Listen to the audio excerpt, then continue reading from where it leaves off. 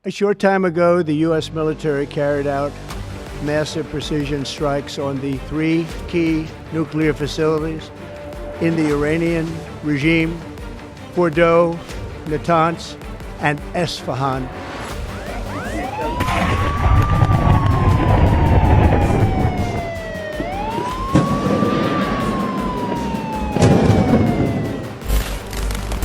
Ledakan dahsyat mengguncang jantung wilayah Iran, menggetarkan udara, memecah keheningan malam.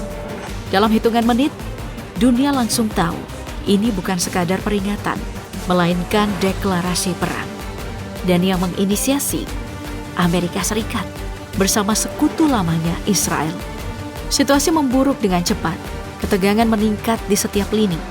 Di tengah panasnya konflik ini, satu pertanyaan tajam dari media Iran mencuat dan menggantung di udara. Berapa banyak peti jenazah tentara Amerika yang akan dikirim pulang oleh Trump hanya demi melindungi Israel? Sabtu dini hari 21 Juni 2025, langit Iran mendadak berubah muram. Amerika Serikat secara resmi melancarkan serangan udara ke jantung wilayah Iran.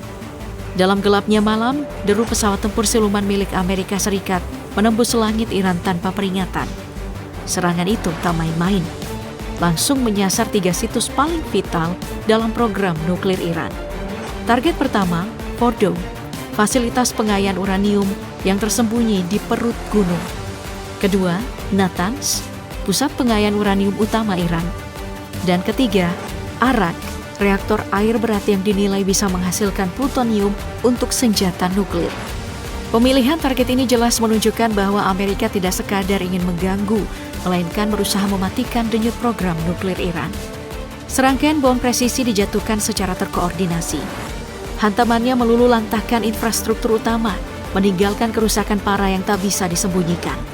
Di Natanz, ledakan besar menghancurkan sebagian fasilitas dan melumpuhkan mesin sentrifugal pengayaan uranium. Di Fordow, bom penetrasi sukses menjebol fasilitas bawah tanah yang selama ini dianggap tahan terhadap serangan konvensional.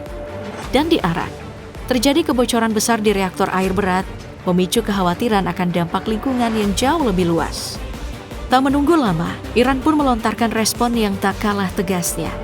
Dalam pernyataan resminya, Teheran menyatakan, mulai saat ini, setiap personil militer Amerika, dimanapun mereka berada, adalah target sah. Sebuah ancaman yang terdengar seperti deklarasi perang, dan dunia tahu ini bukan omong kosong. Mereka menyebut operasi ini sebagai langkah pencegahan untuk menghentikan apa yang mereka klaim sebagai upaya Iran yang sudah sangat dekat dengan senjata nuklir. Namun kini dunia menahan nafas. Apakah serangan ini menjadi penutup dari konflik senyap yang telah berlangsung selama bertahun-tahun? Ataukah justru menjadi pemantik bagi perang besar yang selama ini hanya tinggal menunggu waktu? Lewat platform media sosial pribadinya Truth Social, mantan Presiden Donald Trump dengan nada penuh percaya diri menyampaikan klaim keberhasilannya. Kami telah menyelesaikan serangan yang sangat sukses terhadap 3 situs nuklir di Iran, Fordow, Natanz, dan Esfahan.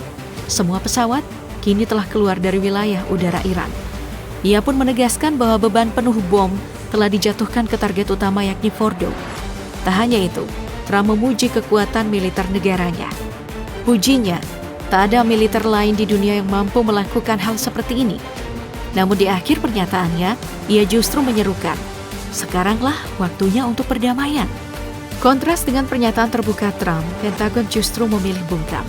Saat dimintai tanggapan terkait operasi yang disebut Trump, juru bicara Departemen Pertahanan Amerika Serikat menyatakan enggan memberikan komentar atas pernyataan atau tindakan Presiden.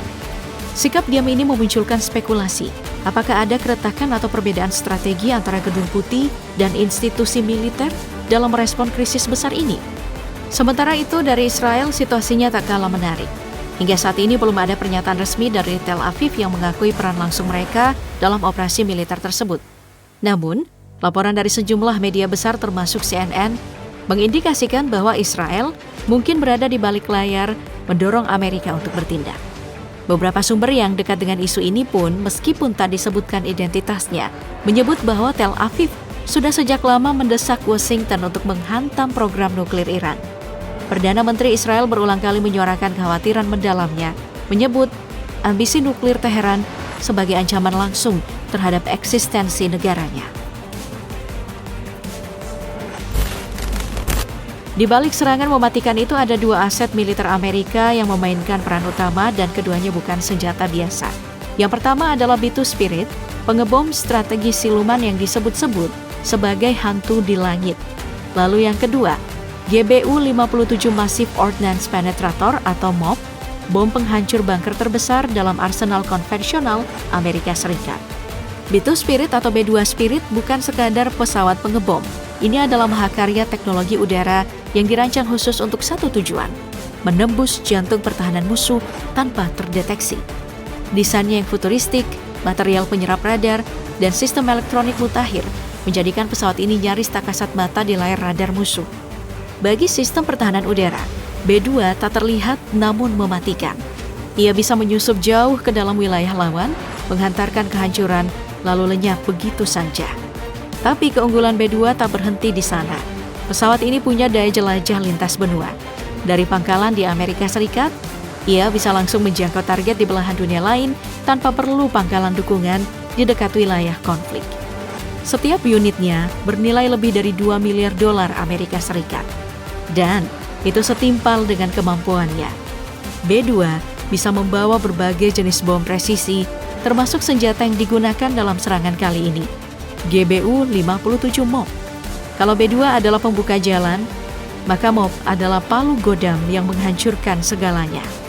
Bom seberat 13,6 metrik ton atau 30.000 pon ini dirancang khusus untuk satu misi, menghantam dan merobek fasilitas bawah tanah yang diperkuat oleh baja dan beton.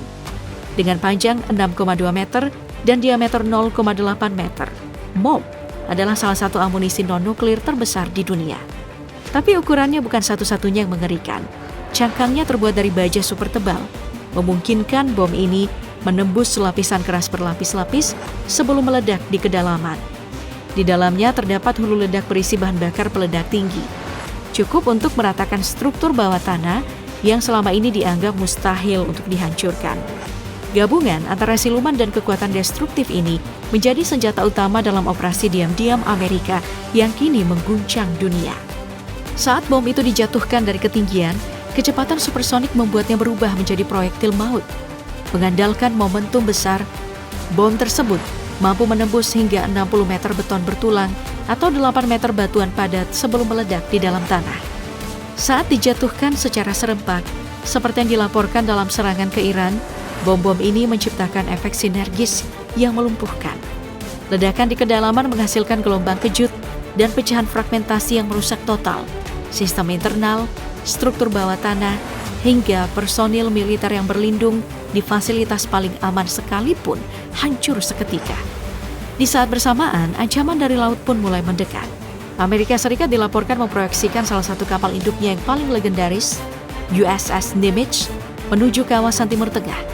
Kapal induk raksasa ini meski tergolong senior dalam armada Angkatan Laut Amerika Serikat, masih dianggap vital dalam misi skala besar. Awalnya dijadwalkan untuk mengunjungi Vietnam dalam misi damai.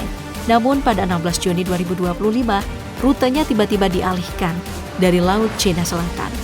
Kini USS Nimitz bergerak cepat menuju wilayah operasi CENTCOM. Tanda bahwa eskalasi konflik tidak hanya berlangsung di udara, tapi juga akan datang dari laut. Tak butuh waktu lama bagi Teheran untuk merespon. Dalam pernyataan resmi yang dirilis oleh Menteri Luar Negeri Iran, pemerintah mengeluarkan ancaman terbuka. Semua personil militer Amerika yang berada di kawasan Timur Tengah kini menjadi target sah. Pernyataan ini menandai eskalasi nyata, memicu ketegangan yang lebih tinggi dan kekhawatiran dunia terhadap konflik skala besar yang mulai membayang. Iran juga mengonfirmasi bahwa serangan memang menghantam 3 situs nuklir utama mereka, Fordow, Natanz, dan Isfahan. Serangan itu disebut sebagai tindakan brutal yang melanggar hukum internasional. Namun dalam nada menantang, Organisasi Energi Atom Iran menyatakan bahwa program nuklir mereka tak akan dihentikan. Bahkan mengklaim bahwa sebagian besar fasilitas sudah dievakuasi sebelumnya. Pemimpin tertinggi Iran, Ayatollah Ali Khamenei pun angkat bicara. Ia memperingatkan bahwa jika Amerika Serikat benar-benar terlibat langsung, konsekuensinya akan tak terpulihkan. Ia menegaskan bahwa kerugian yang akan diderita Amerika akan jauh lebih besar daripada yang dialami Iran. Sebagai langkah lanjutan, otoritas Iran juga mengingatkan kembali kebijakan nasional yang telah menetapkan Komando Pusat Amerika Serikat CENTCOM sebagai organisasi teroris. Dengan dasar itu, seluruh personil militer Amerika di Timur Tengah resmi menjadi target serangan balasan.